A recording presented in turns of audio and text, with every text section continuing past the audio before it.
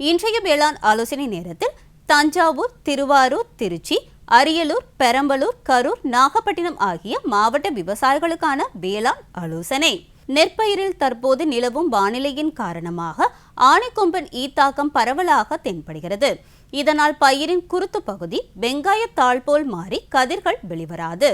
இதன் பரவலை தடுக்க 1 ஏக்கருக்கு குளோர் பைரிபாஸ் 20 EC 500 மில்லி என்ற அளவில் பயன்படுத்தவும் அல்லது பிவேரியா பேசியானா 5 கிராம் என்ற அளவில் 1 லிட்டர் தண்ணீரில் பயன்படுத்தவும். இலை சுருட்டு புழுக்களின் அறிகுறிகள்: புழுக்களால் சுருண்ட இலைகள், வெள்ளையான சுருண்டப்பட்ட இலைகள் குறிப்பிட்ட அளவில் தென்பட்டால் கார்போசல்ஃபான் 6% குருணையை ஹெக்டேருக்கு 16.7 கிலோ தூவவும் அல்லது கார்டாப் ஹைட்ரோகுளோரைடு 50% SPயை ஹெக்டேருக்கு 1 கிலோ என்ற அளவில் வயலில் தூவவும். விவசாயிகள் பிவேரியா பேசியானாவை தமிழ்நாடு நெல் ஆராய்ச்சி நிலையம் ஆடுதுறையில் வாங்கி பயன்படுத்தலாம். கால்நடைகளுக்கு தற்போது இரவு நேர வெப்பநிலை குறைந்து காணப்படுவதால் நிமோனியா பாதிப்பு ஏற்பட வாய்ப்புள்ளது. எனவே ஆடு, மாடு, குறிப்பாக இளம் கன்றுகளை திறந்த வெளியில் விடக்கூடாது.